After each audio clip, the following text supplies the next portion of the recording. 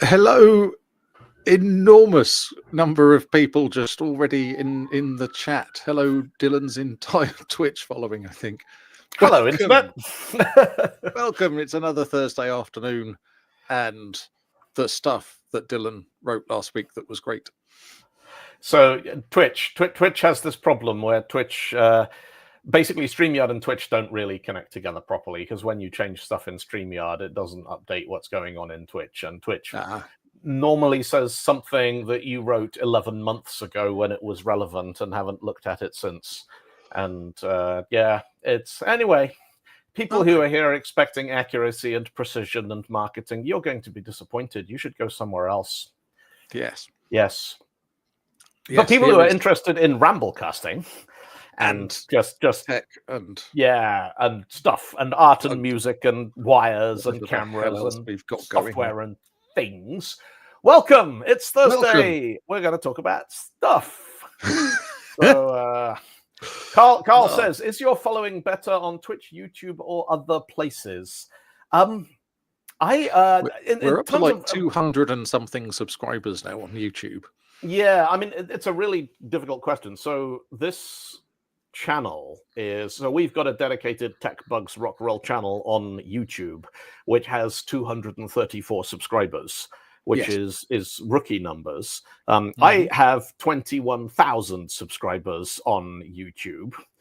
But this is one of the big problems that I had when I went independent a couple of years ago. I set up a company, and I had the .com, and I did some branding and everything. And I talked to a friend of mine who's a specialist social media consultant. And she basically said, your problem is that you are way more famous than anything you do is ever going to be.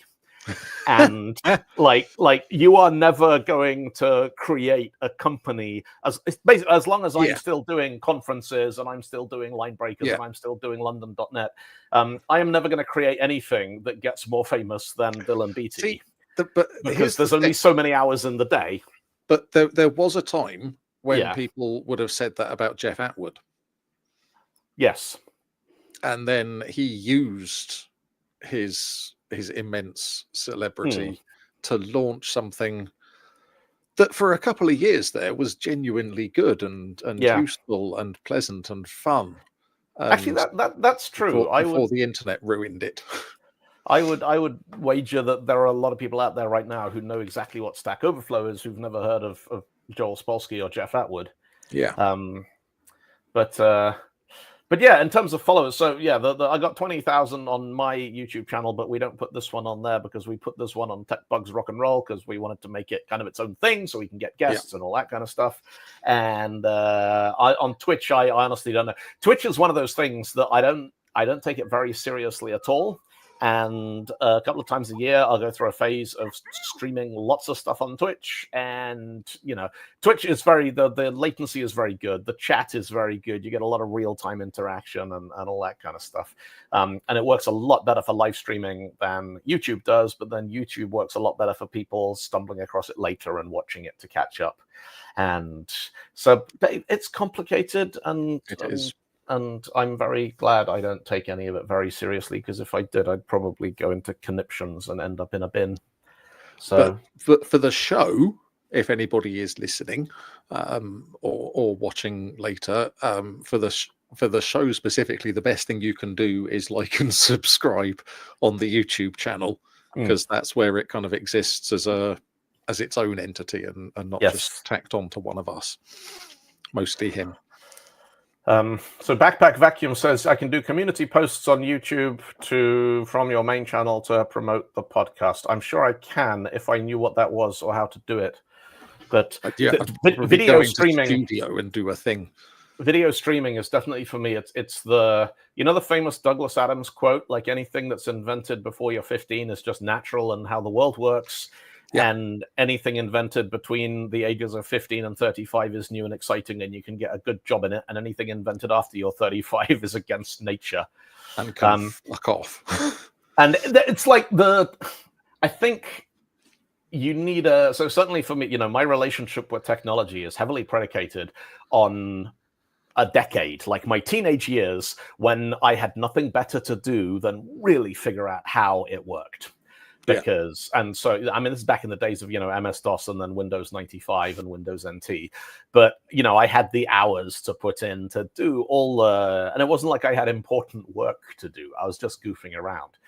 And I get the feeling that there is a generation gap and that video streaming is the thing where the people out there now who spent their teenage years with nothing better to do than figure out exactly how Twitch and YouTube and TikTok and all those kind of things actually work, they got a head start that I'm never going to catch up, and I have to make peace with that. Yes, that is probably true, but not a growth mindset. You have to have a growth mindset. I don't know what that is. My perception of growth is very heavily related to tumors.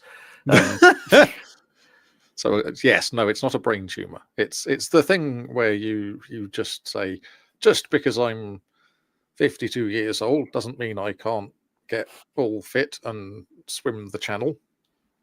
I mean, I'm not going to learn to swim and then swim the channel and stuff. So yes, it's I can't even remember who it was who said it, but the slopes of Mount Everest are littered with the corpses of people who had a growth mindset. It was one of those motivational posters. Yes, you remember the other ones, the demotivators. Demotivators, and I think it was an unofficial one because the one I've seen it's a photograph of Green Boots, which is a body that has been dead on Everest for so long it is a landmark, with the caption, "Motivation, every dead body on Everest was once a highly motivated person." Yes. And you're like, yeah. I loved the demotivators. I had the calendar. It was hanging in my little area of the office while I had a nervous breakdown. Yes.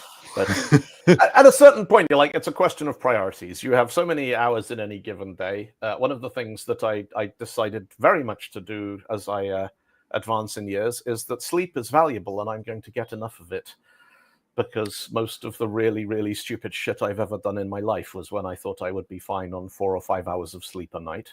Yes. So let's not do that anymore. And then you're like, what do I want to do today? And the answer at the moment is you should do this piece of work because somebody might give you money when you finished it. Which nonsense. This is something has gone wrong with the world. This is not the reality that I was. This is the wrong timeline. Yeah. Anyway, let's talk about Windows 11. Yes. Speaking of things going wrong with the world. Oh, yeah. I finally got... So I didn't want Windows to just do that thing where your PC turns itself on and it upgrades itself to Windows 11 and then shuts down again. Yeah. And then turns itself back on briefly so that it can change your default search engine to Bing and then shuts down again. Yeah. And so I thought, right, I'm going to install Windows 11 in a controlled fashion. Like a controlled burn to stop the spread. Yes. And so I ordered a 2 terabyte NVMe SSD from Crucial, and I moved the old drive into a different like this motherboard.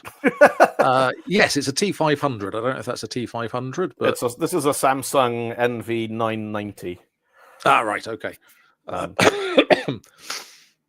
So yes, and I moved the old thing into a different slot, and I put the new one in, and I went to install Windows 11, and somehow it knew that the Windows 10 install was still there, and then I was kind of copying stuff off but it didn't work, and it wouldn't let me create a dev drive with the ReFS file system for some reason, and then I did a thing with the registry hack that was supposed to make that possible, and then it wouldn't start after that ever again. It wouldn't boot into the Windows 10 thing or anything.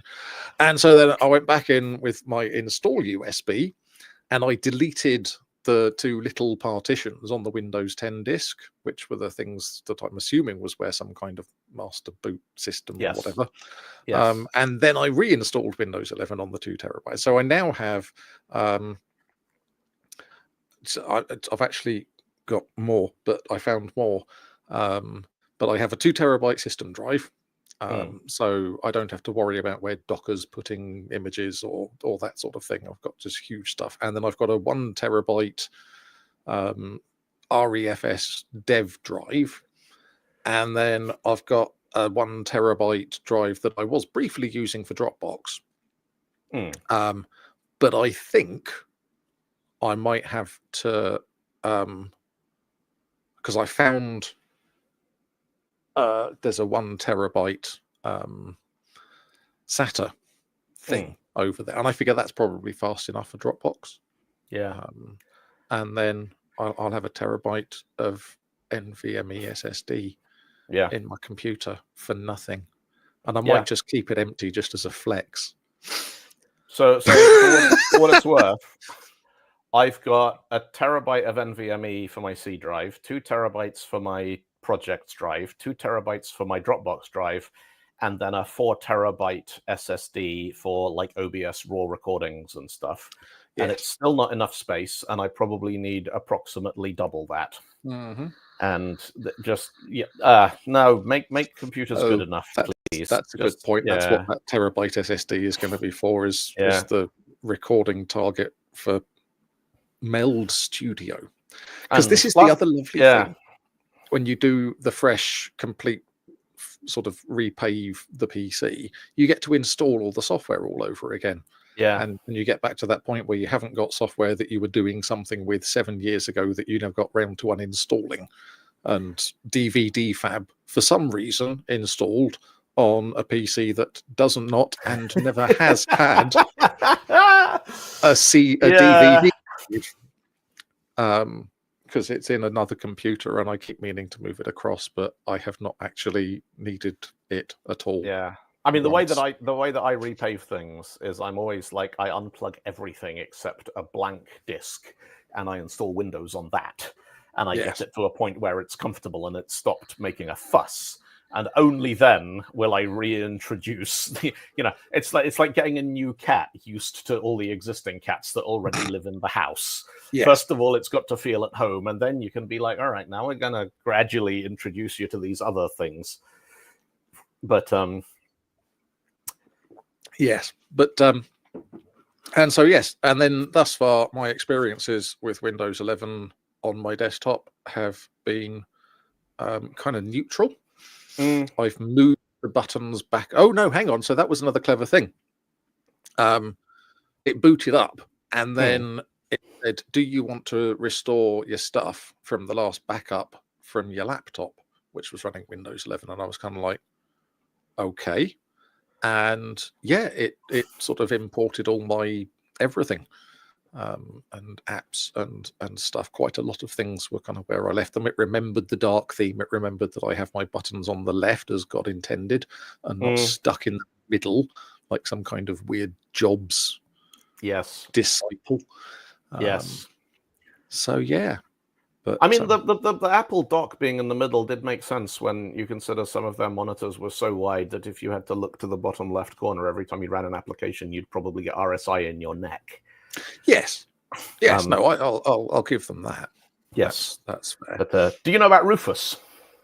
The USB maker thing where you can do unholy things to your ISO. Rufus is brilliant. So I recently repaved. I've got an old Surface 7, the Surface sort of Microsoft iPad Windowsy device thing that I was trying to repave. And normally I use Rufus for everything, because you can say, I want you to make me a Windows 11 install CD that knows I'm not going to use a Microsoft account for anything ever, and it doesn't do this and it doesn't do that, and this is switched on and that's switched off, and then it just kind of does the out of the box experience for you, and then you plug it in and it goes yay. And for whatever reason this does not work on, you can't boot the Surface off a Rufus install disk, so I had to repave that one properly with an actual Windows thing, and it went, you need a Microsoft account. And I'm like, what if I didn't have Wi-Fi? And it goes, all right, then I guess we'll let you.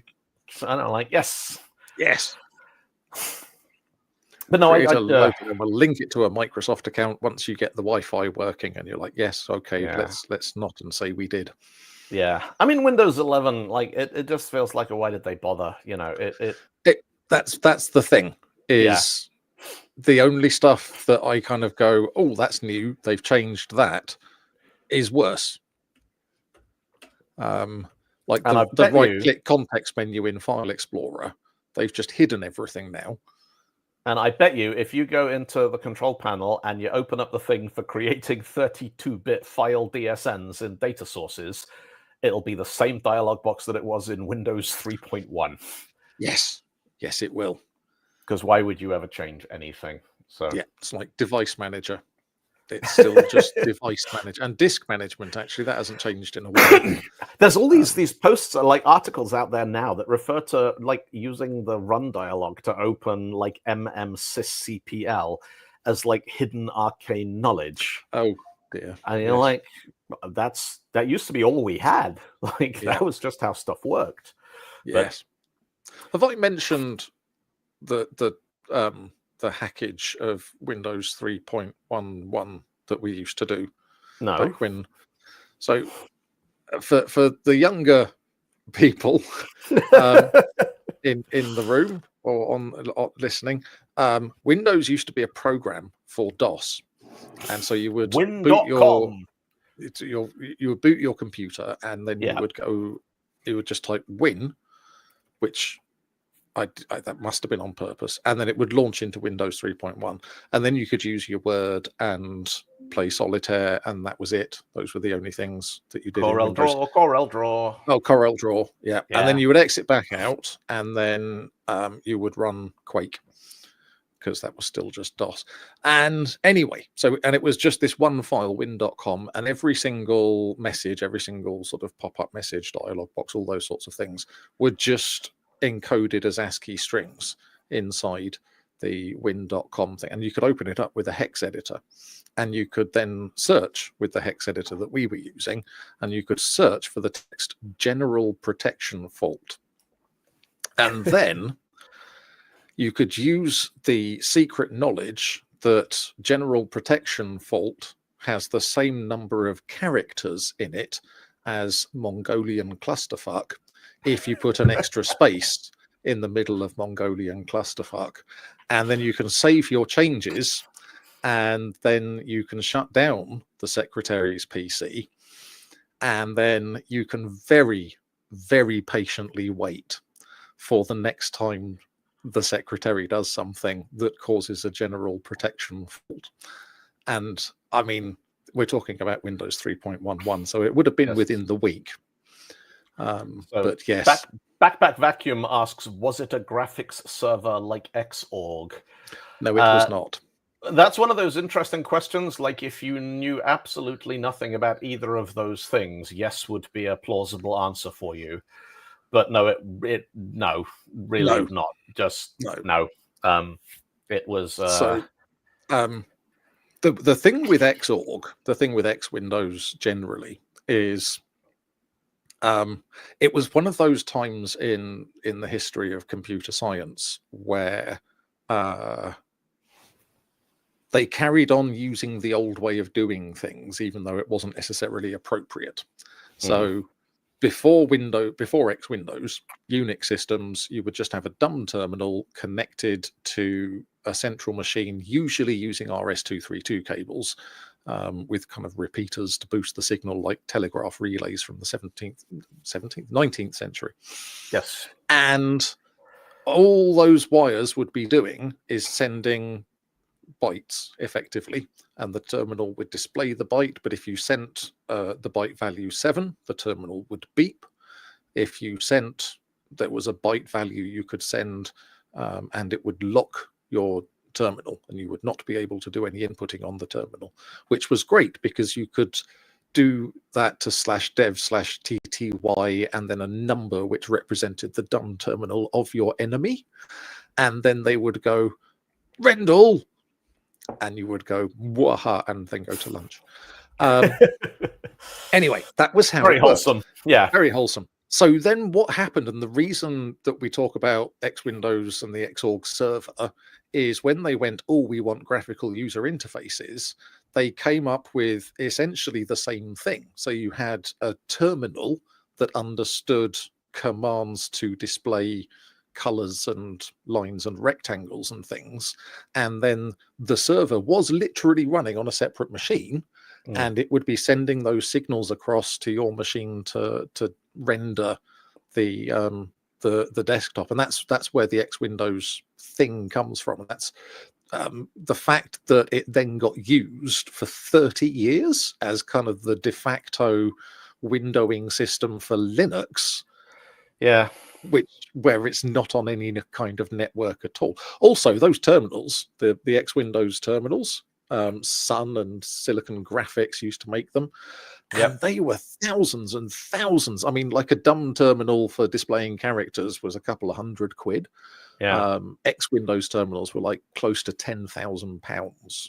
So yes, I recently went down a rabbit hole. I wrote a talk all about digital typography a couple of years ago, and one of the things that didn't make the final cut of the talk, but I spent days digging into it, was the character sets that were used on things like the Wise VT100 and the VT220 terminals, which were so that the scanning cathode ray tubes in those, they had a quirk in that when you got the beam scanning the inside of the display, and if it's supposed to be bright, you switch the beam on and it lights a pixel, and if it's supposed to be dark, you switch the beam off, but the beam wouldn't switch off immediately. So when you switched it on, you could go from having a completely dark pixel to having a completely light one next to it, but then the pixel next to that would always be a little bit glowy because the beam wouldn't shut down immediately.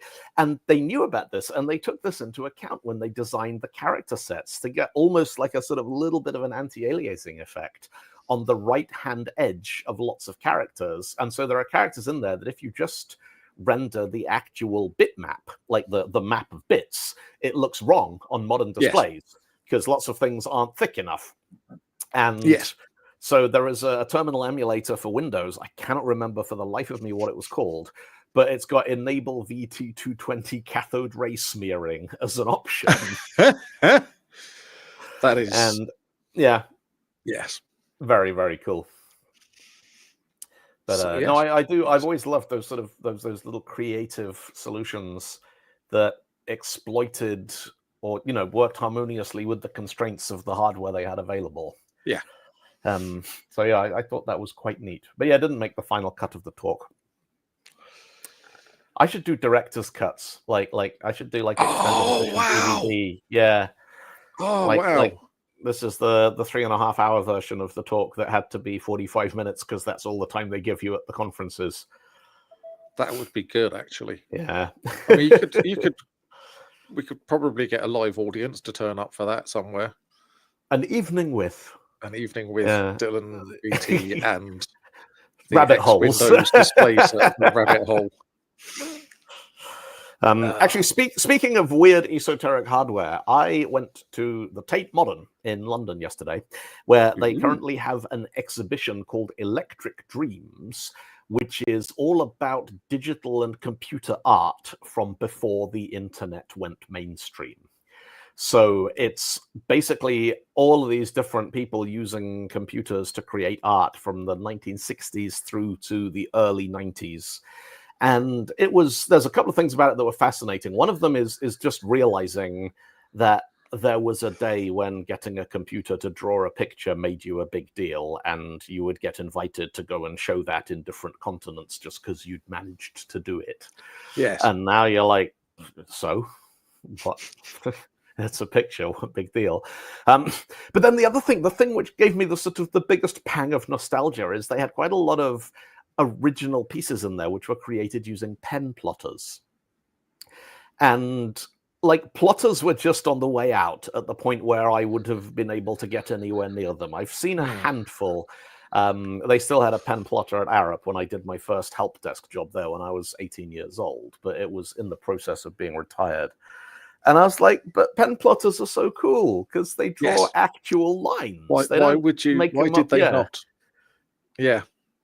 And so I sort of came home from that thinking, how easily could you build an output device which worked like a pen plotter, but it used brushes instead of pens, so you could get the different depth and strokes and all that kind of stuff. And of course, I have all of this spare time. But I've just realised though, pen plotters were kind of like around in the 70s, 80s. Yeah. How did it then take another kind of 25 years for somebody to go, hey, if we added like a Z axis that the plotter could move, and instead of ink, it had squirty melted plastic coming out of it, we could print boats, little ones. The fact that you call it squirty melted plastic is kind of answers your question as to why you think the science is it a chemistry thing? Yes. Right. The problem that sort of confounded 3D printing for decades is finding anything that was liquid enough to squirt out of a nozzle and then solid enough to be useful once it had been squirted out. And developing filament and different ways of adapting it. I remember seeing on the BBC program Tomorrow's World in the 90s, there was a 3D printer that worked by, you gave it a tank of liquid stuff, and it used ultraviolet lasers to basically set, like chemically cure the stuff at particular coordinates. And so instead of having a moving sort of, extrusion nozzle, a moving print head, you just gave it a tank of stuff and it would go, and then you'd pour all the liquid stuff out and the bit that was left would be your print. And it didn't have tremendously good resolution, and you could only do it in a sort of slightly murky off-white. But I remember looking at that and thinking, all right, that's kind of neat. Yeah. But one of my prototyping and stuff, it's good enough, isn't it? One of my favorite weirdo spin-offs of the whole 3D printing thing is the company that 3D print buildings in concrete. They basically have a 3D printer that is about 30 meters wide, and the nozzle is a massive hose connected to a concrete mixer, cement mixer. And it prints buildings. And the idea is you can go in places that are disaster relief. Like there's been an earthquake and you need to provide housing and shelter for a lot of displaced people in a hurry. And there are two approaches that are really interesting. One of them is those. The other one is it's an inflatable house that's made out of textile that's been impregnated with concrete. So you blow up the house, you spray it with water, leave it overnight, come back in the morning and hit the door in with a hammer, and you've got a house. And that's brilliant. It is really, really smart. And that's nope, politics. I do not want to make you tap the sign.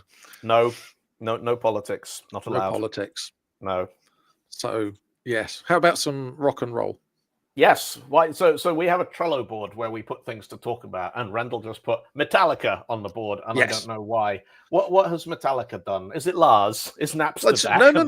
No. It's not a news thing. It's a me thing. I have listened to most of Metallica's, like the first 5 or 6 Metallica albums in order, because I've never really listened to Metallica, because I've spent most of my life going, oh no, heavy metal, it's all shouty and growly and everything else, and not being able to get past the kind of the vocals and the sometimes rather facile lyrics of some of them. And then I've just kind of gone through and listened to all of them, and the music is really good, and it's kind of quite an eye opener. Even from like Ride the Lightning and stuff. So yes, I just thought I would put Metallica on there, and also I've been listening to Megadeth, because which is apparently the dude that Metallica sacked just before they really hit it big.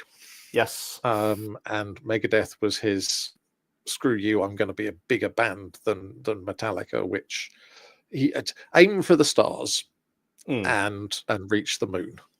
He did pretty well. Megadeth were not. Sully says, "Did you have a good time at DD North?" Yeah, I did. Yes, it was fun. DD North is always a fun event. I do rather enjoy it, and yes, was there a stunt Dylan there? I mean, I'm fairly distinctive, although the people have started cropping up at tech events now wearing cowboy hats. And I'm not going to pretend I started this, but there was a while when I was probably the only one. Yeah, So, I definitely remember that time. Yes, you definitely spoke to me at DDD North. I was sat at a table with my laptop poking at stuff. I remember it clearly. So that was me. That was not my stunt double, but it was fun. Yes. But no, Metallica are one of those interesting bands that I love. I love rock star biographies. I love reading the story of how bands kind of got to where they are. And Lars Ulrich, his parents wanted him to be a tennis pro, and were very insistent that he should play professional tennis. And but like his parents are minted. He's from like a really wealthy family. His parents were Danish entrepreneurs or something, and so they would basically leave him at home in California while they went off on business trips, and he'd get together with Hetfield and make all this music. And there's a really interesting note from I think it was Bob Rock, is the person who produced the Black Album, who said that the problem with Lars Ulrich is that he's spent 4 albums playing fills and he's never actually played a beat before. And he needs to learn to play the drums. Yes. You've gone silent, or my headphones have packed up. I don't know which. Your headphones have possibly packed up, I think. La la la la la. Can you hear me? I don't know what's happening. Welcome. There we go. It was We're me, back. probably me. It was you. I've got a Hello. USB that is good for about 6 hours, and then you need to unplug it and plug it in again. And I don't know why. And I've changed the cable and I've changed everything, and it's this. The computer that I use is 5 years old because it's the one that I bought when the first lockdown was announced, and I was like, right, I'm not going anywhere. I don't need a laptop. And yes, and that means that officially, according to the government, it's now a worthless piece of shit and no longer has any value as a capital asset, or whatever the terminology is. And so it's fully deprecated. Fully deprecated, and therefore it's time to get another. No, hang on, depreciated.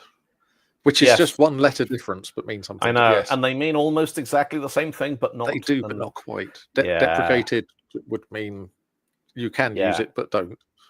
Which is exactly what I'm doing right now. Yeah.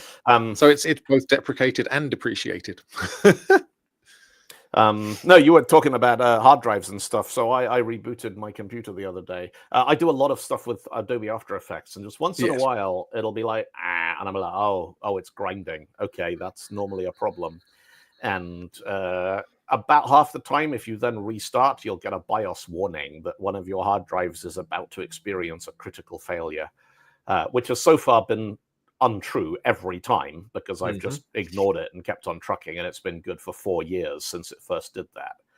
But I decided to do some diagnostic, and the sort of state-of-the-art tool for querying all of the monitoring and metric stuff that's baked into modern hard disks is a program called Crystal Disk Info. Oh, yes. And you know how some software, there's like a basic package, and then there's like the professional, and then the enterprise, and then there are 4 different versions of Crystal Disk Info, and they are identical, except 3 of them have a different anime character on the background. And so you can get the normal version, or you can choose what anime character you want with your hard drive diagnostics. Okay. And I'm like, okay, I guess if you're about to find out that your 2 terabyte NVMe is dying, maybe that information is better received from a sort of Japanese-looking ingenue with very big eyes and a little skirt. This does not realize it is already dead. Sorry, my exposure to anime mostly happened in the 90s, and so it largely consists of Akira. Yeah. Obviously, but also Fist of the North Star. Never saw it. Which is where he would just, like, they do the thing with the lines and they pass by each other, and one of them would go, ha ha ha, you missed, and the other one would go, you just don't realize you're already dead, and then they would slide into pieces because you sliced them up on the way past. And then Urotsuki Doji, Legend of the Overfiend, which was weird tentacle stuff. So I remember tracking down and watching Akira because everyone was saying, you got to watch this movie, it's amazing. I'd be like, yeah, it's kind of all right. But it's kind of the things that I really enjoyed were the not Japanese productions, but international productions that used Japanese animation, like the 1986 Transformers the movie, which was just this, wonderful, psychedelic, completely nonsensical masterpiece, which I still think is the best Transformers movie ever made. And that was, very much this collaboration between Japanese animation and of course it looks incredibly. There are spoilers ahead, so if you've not seen Transformers the movie from 1986, you should cover your ears now. Yes. Yeah. They kill 3, Optimus 2, Prime 8. after like 15 minutes, and everyone's like, this is such mature storytelling, and Hasbro going, no, we need to sell new toys. We need to kill all the toys so we can sell new toys and make new Transformers. Yeah. And then bring the original Transformers back and give Michael Bay a license to do stuff. I like Bumblebee. Bumblebee was good, but the rest of them just didn't really add up. So Bumblebee came out kind of. Did you see they tried to remake Herbie or the Love Bug or whatever with Lindsay Lohan? With Lindsay Lohan and a modern day Volkswagen, the sort of modern Beetle, which I think the best thing you can say about that is it was unnecessary.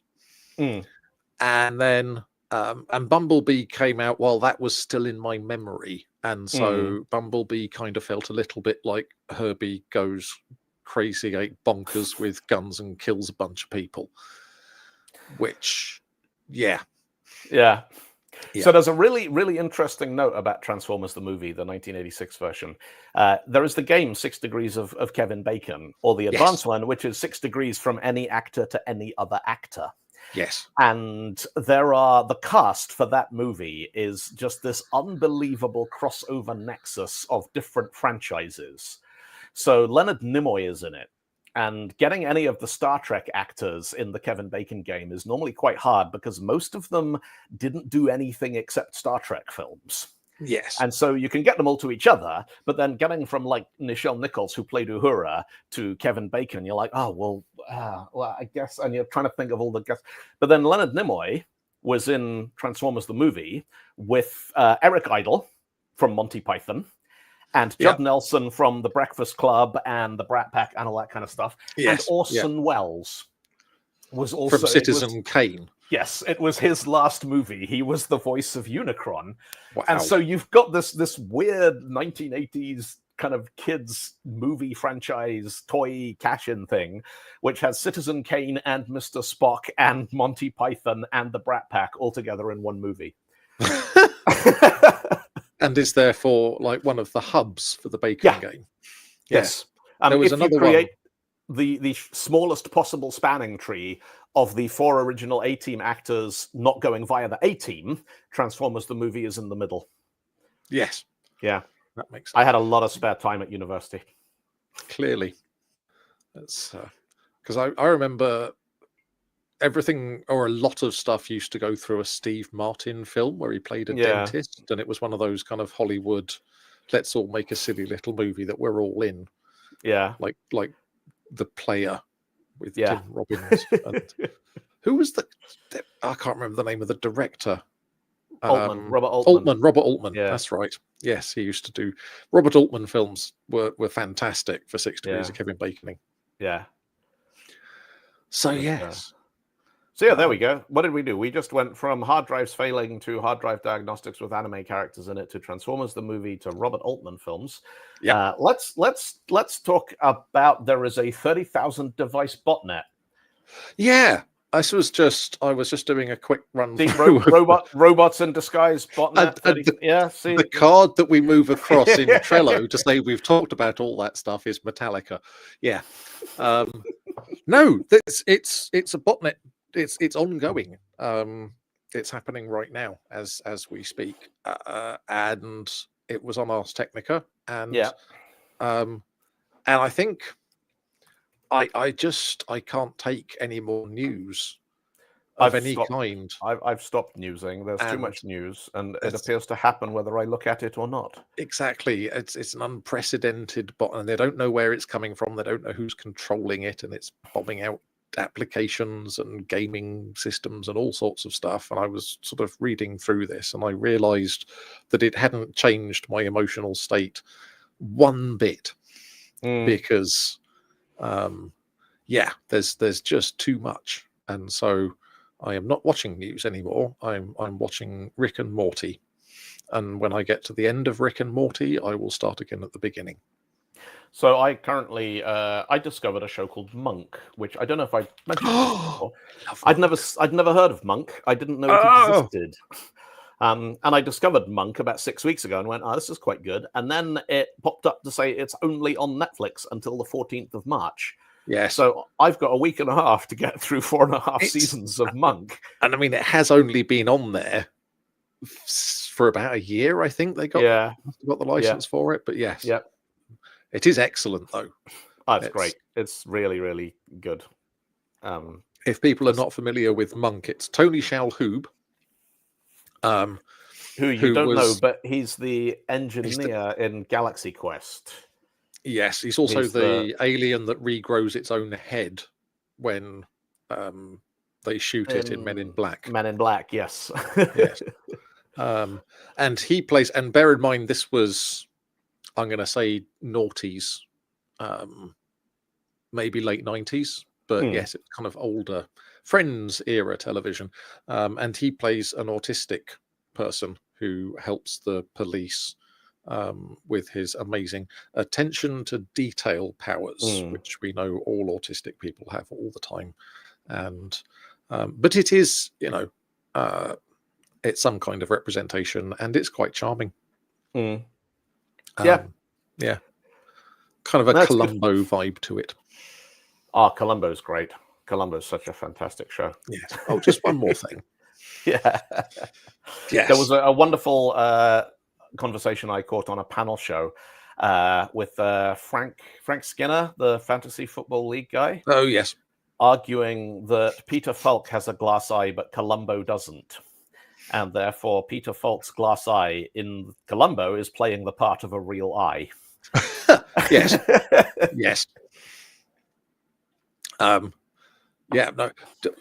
The fantasy football, because Frank Skinner was at one point probably the biggest stand-up comic in the UK. But to you, he's the fantasy football guy. Backpack Vacuum has asked, I'd be curious to hear both of you talk about how we can battle enshittification, speaking of Netflix. Battle is an interesting word there. What I have realized over the last year is that I quit Twitter, or X. I just stopped using it. It's still there. I still have a handle. It says, has gone to Blue Sky. I don't post it. I don't read it. And I deleted it from my phone. And it took me about a year to do that, because I was like, but I get so many things through it. And what I think is a lot of these platforms, you can't stop them being enshittified, but you can opt out and you just be like, I'm not playing that game anymore. I quit. Yeah. And it's not always the case. There are definitely things out there that are shit, and yet you have to jump through the hoops and you have to use them, because parking apps is my personal thing on this at the moment. You can't park your car without having to download another shitty app written by another different development team that's not any of the 18 parking apps you've already got. Jump through this and scan that and do that. And I kind of I appreciate the benefit of not having to carry small change and of getting a reminder that your car's parking expires in 10 minutes. And would you like to add another half hour and all this kind of stuff?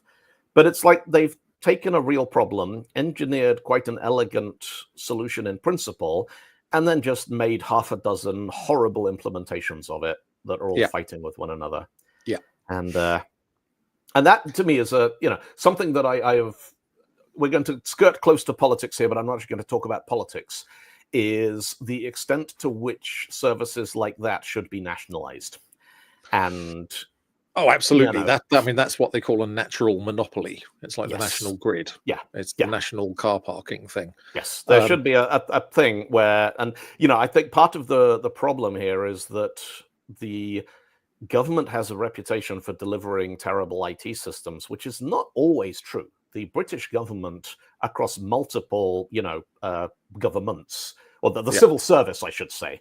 The British Government Digital Services Initiative delivered some excellent products and guidelines and toolkits and all of the stuff to do with, paying your taxes in the UK. It mostly works very, very well, and mostly it isn't another complete ground up rebuild by some outsourced agency that doesn't look or feel like any of the other services. And, GDS about 15, 20 years ago were doing excellent work in this area. And, something that has popped up from time to time is, why isn't there a government cloud? Why is there not? If you want to host applications and you're like, well, one, I would like to host this somewhere where I don't need to worry about permission to store data on citizens and all that kind of stuff. And two, it would be nice if any revenue from this cloud went into making the place I live better instead of making some Americans richer. Yes. Yeah. But then you're like, do I really want the government building data centers? And it's like socialism. Yeah, I know. But yes, it's kind of, there's a whole bunch of things, like and streaming services. Yeah, it's just we should all pitch in to some kind of like a license that you have to own a television, and then that money just gets shared out between. It should be like YouTube. So there's just this one platform, and you put stuff up there, and you get paid according to how much time people spend watching your stuff. Yeah, there you go. Everything should go through YouTube, and actually, YouTube should be owned by the deep state. I'm going to say at this point that so the enshittification is happening on two fronts for me at the moment. One is that all the streaming services, Disney Plus, Amazon Prime, whatever, it's just getting harder and harder to find anything on them that you actually want to watch that you haven't seen already. Yes. But the other one is that my television is 10 years old. I have a 10-year-old Samsung flat screen TV. The panel is perfect. It works. It shows pictures and plays noises. And if you plug HDMI into it, that's great. The smart bits of it are a joke because Netflix doesn't work on it anymore. YouTube just about works on it, but doesn't really. So I've got a Google Chromecast and an Apple TV plugged in the back of it. And the Apple TV now will show about 5 minutes of any given program before it reboots itself for no reason. But the Chromecast, you can stream just about anything, despite the fact that my phone is Apple, it's iPhone. I can stream Netflix on my phone to the Chromecast to get it to play on the TV. And I can do that with Prime, and I can do that with Disney. And actually, it mostly works kind of pretty well. But it's a lot of jumping through hoops. I was just about to recommend the NVIDIA Shield. Yeah, I have heard good things about the Shield. I have a lot of people who one of those, and it does all the Netflix and stuff. Although iPlayer, I had to sideload for some reason. iPlayer stopped appearing in the store and disappeared from the device. Yeah. But it also, I have the controller that goes with it. And I've got various emulators installed so that I can play games that I definitely own copies of physically. Of course you do. Well, you've got the receipts. Yeah. I mean, it's a pure coincidence. If there was a game I wanted to play that we didn't own a copy of, I would probably play it anyway. But I'm mostly using it for various iterations of Mario. And we have actually got all of those kicking around because Ben's got a CEX account. The thing I was going to say is the only app that actually still works reliably on the television itself is BBC iPlayer. And iPlayer is just like, it's full of movies and shows and stuff that aren't getting kind of, passed around all the streaming networks for 6 months at a time. Yeah. And you go on there and you're like, oh, that's a movie that I've never heard of that looks quite good. And it's all license fee. It's all because it's stuff that was on BBC television in the last week. And so now I will quite often be like, I wonder, that looks pretty good. But technically, if they wanted to, they could put the show that I worked on, because that'll be sitting somewhere on their servers or disk space and everything. It's no longer the days like in the 1960s when videotape was such an expensive commodity that once a program had aired, and they weren't going to repeat it again, they would record Tape over it. Yeah. the tape. Yeah. And the main example that I know of things that were lost was the Pete Cook and Dudley Moore. Not only but also. Yeah. And there's an entire season of that which is just gone forever. And lots of early Doctor Who as well. Yes. Broadcast and then recorded over. And occasionally they find them. They discovered one that had been on a shelf in a cupboard in a TV station in Nigeria that had been there for the tapes had just been in there for 30 years and no one knew what they were. And then so I was like, it says Doctor Who on this. And yes, it was a couple of lost episodes of Doctor Who. Edge Effect says Doctor Who, the 10th Planet, episode 4, the first time we ever saw a regeneration, gone forever. Well, maybe it's not gone forever, because I saw an interesting Blue Sky post the other day which said, what if all the things that have gone forever are actually missing because time travelers have come back from the future and nicked them because they're the last remaining copy and they want to preserve it for the future. Well, and that's why they're missing. This is related to the Mandela. There's a lot of people saying that the Mandela effect is because of time travelers. Yeah. And do you have a particular strain of the Mandela effect that you are prone to? No, not particularly. I do. What's yours? So I would swear, absolutely swear, that the Berenstain Bears were called the Berenstein Bears when I was a kid. You know this one? Berenstein Bears sounds right. Yeah. And I had those books, and my friends had those books, and they were definitely the Berenstein Bears, not the Berenstain Bears, because I'd remember that, because Berenstain sounds weird. It does. Yes, there is. Because that sounds like Bart Simpson went back in time with a Sharpie, and just overwrote it on the galley proofs or something. Yeah.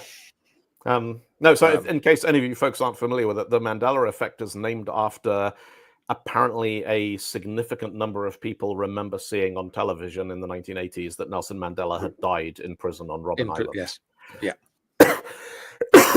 And which obviously they didn't, because he was released and became president of South Africa for some time. Yes. Yes, he was. And yes, he did. And but lots of people no, he died in prison in the 80s. I remember seeing it on TV. And then when he was released, they were like, I thought he was dead. And but it's one of those, there's no proof for it. There's just all these people who remember it happening a particular way. And so it's become known as the Mandela effect, when so many people remember something that never happened that you're like, well, what if it happened to them? Yes. But not to the rest of us. And I'm Matrix. I am definitely from a timeline where the Berenstein Bears were called the Berenstein Bears. So. Okay. I mean, it's entirely possible that I'm just sitting here quite comfortably believing all manner of things that are not true. I haven't discussed them. Dylan's lost his headphones again. So yes. Anyway, there you go. 30,000 strong botnet, unprecedented distributed denial of service attack. We've covered that now as well. We have properly rambled this week. We have. Rambling. Did you see? Well, I've spent the entire week working on stuff I'm not allowed to tell anybody about, so I can't talk about what I've been doing. Oh no, it's very exciting. It's just under NDA at the moment, so okay. So no. Well, we'll look forward to when the NDA lifts. But no, have you seen the thing with the two AI assistants talking to each other? Should I? So it's bizarre. It's one of them is doing the thing where it's phoning to make an appointment to see a dentist or something, and the other one is the AI receptionist, and the AI receptionist says, "I am an AI," and the thing that's phoning to make the appointment says, "Oh, I'm also an AI. Do you want to switch to a different language, a higher level language?" And then they just start making spectrum loading noises at each other. And apparently this is a real thing, and it's called Gibberlink.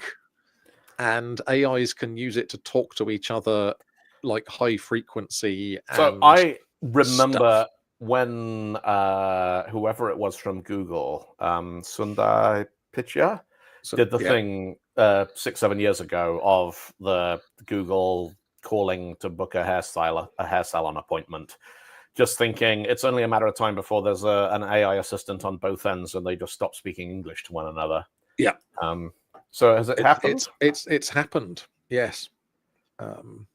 It's happened insofar as there's YouTube video of it. I mean, if you go to gibberlink.com right now, it takes you to Gibberlink, step into the future with Gibberlink, your gateway to AI mastery. Yes, show me the gibberish, ready to see something crazy, which I think is a piss take. Possibly. But yes. I can't tell anymore. 2 AI agents on a phone call realize they're both AI and switch to a superior audio that's the signal. one. Yeah. Shall I screen share this? Screen share it. Go on. Go for let it. me see what I can present here. Hang on.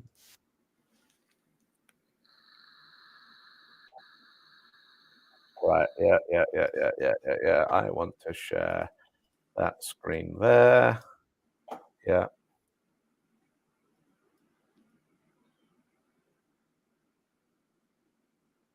You need audio. Oh, hang on. Computers are stupid. Why is StreamYard not sharing audio? It should be doing that. This wouldn't be a problem if we were on Zoom. I know how Zoom works. Hello. Those of you listening on the podcast will be finding this endlessly hilarious.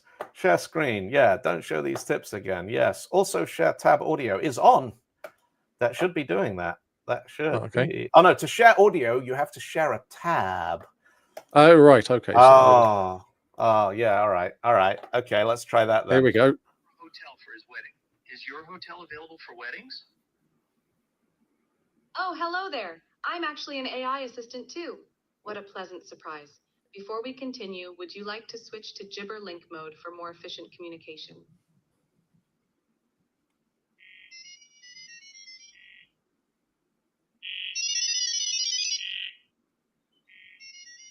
Yes, and so now you can see what they're saying on the screens. They are apparently discussing dates and numbers of people and email addresses and stuff. Yeah, no, the email address is boris.starkov@email.com. So I'm guessing this is like a. I'm calling it bullshit. This ain't real thing. No, that's definitely not real. I mean, yeah, no, don't believe it. I mean, you get to this point where you're like, right, so you've got a computer and it's talking to another computer. And in order to do that, you've had to boil oceans to train these AIs so that they can switch into a high-pitched binary representation, but still of the English language, instead of just APIs. Yes. And JSON and stuff that we had in 2010. Yes. This is not better than that. It's not. This is enshittification. Yes. And the way that you battle it is you say no, and you do not engage with the AIs, except in those cases where you need some machine code explaining, and you say to Pieces Copilot, hey, can you explain this machine code? And it goes, yeah. Which is all it's good for. I've been having endless frustration this week with so my bugbear this week is Visual Studio and Visual Studio Code both have the words Visual Studio in the name of the product, which means if you go onto an internet search engine and search for Visual Studio format SCSS, you find lots of pages that include the words Visual Studio format SCSS because they're talking about VS Code. And it's just like Microsoft naming things. Woo, awesome. So once or twice, I did actually resort to asking ChatGPT if it knew how to do this. And of course, it gives me a lot of very, very, very helpful advice, all of which is false and half of which refers to menus that don't exist. Yes. So that was fun. Yeah. Yeah. So I've given up. I have an array of hashes of palette entries in a color scheme on a site I'm working on, and it's just all on one big long line now because every time I put it on other lines, Visual Studio puts it back. So this is just how we live. So, Rider. No, I'm just saying. I know you're saying. Right, Rider would never do that to an SCSS file. I might try it. I might. I have Rider. It's I really just. good. I know everybody says that, but every time I open Rider, JetBrains, give because us Visual money. Studio is frustrating me. Like, it's not.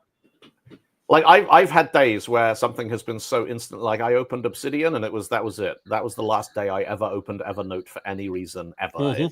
It's clearly Yeah. better.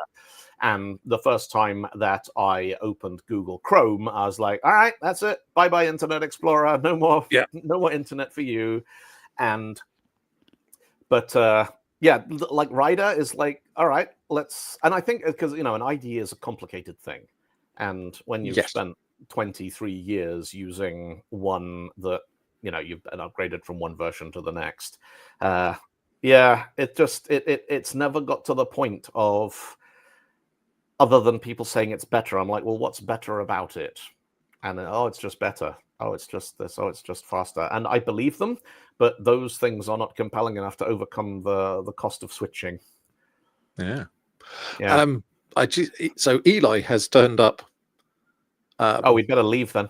For the end. Hello, Eli. But actually, because I thought Eli was going to be here, and then they weren't. But yes, check out the Lufga font, Lufga, Eli. It is a serviceable substitute for Poppins.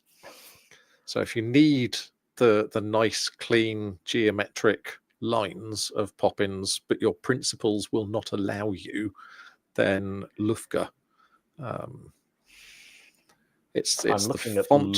Lufga now. It's the font that Kagi use for headings on Ah, their webpage, and I thought, is that Poppins? And I clicked on it, and it isn't. It's Lufga.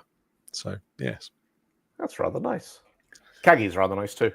Kagi is very nice. I now have a Kagi subscription. So do I. You want to talk about I- enshittification? Pay money for your search engine instead of Yes. running on advertising. Yes. Yes. We shall have. Let's add that to the Trello for next week. Yes. We can talk about Kagi and various other paid services. Things that you can pay for instead of using the free ones, which are terrible. Yes. Yes. Excellent. All right. So that's a wrap, everybody. Thank you for Yes. tuning in. Some entertaining rambling this week. Next week I'm around. The week I after am that, not. so you're not here next week. The week after that, I will be in Veenendaal in the Netherlands, where I will be actually Wednesday the 19th. I am doing a meetup there, all about open source software and licensing and that kind of stuff. So if you are in Veenendaal, actually, if you're anywhere in the Netherlands, because it's not very big and the trains there work pretty well, and you fancy coming along, the folks at Info Support are sponsoring and supporting that, which is actually kind of cool because they're a good company who do a lot of responsible stuff with their use of open source. So it'll be an interesting forum for that particular topic. And weirdly, next week on Thursday, whatever day that is, I will be in the Netherlands. I will be in Utrecht at Future Tech. I will be in Utrecht on the 25th at Execute, where... There you go. There's a lot of Utrecht visiting going on. Yes. Well, we like Utrecht. It's a nice place. So yes, there will be a stunt Rendle next week, and then a stunt Dylan the week after that, and then normal service will resume. So yeah, Dylan will see you next week. I will see you the week after. Take care of yourselves and each other. See you soon, folks.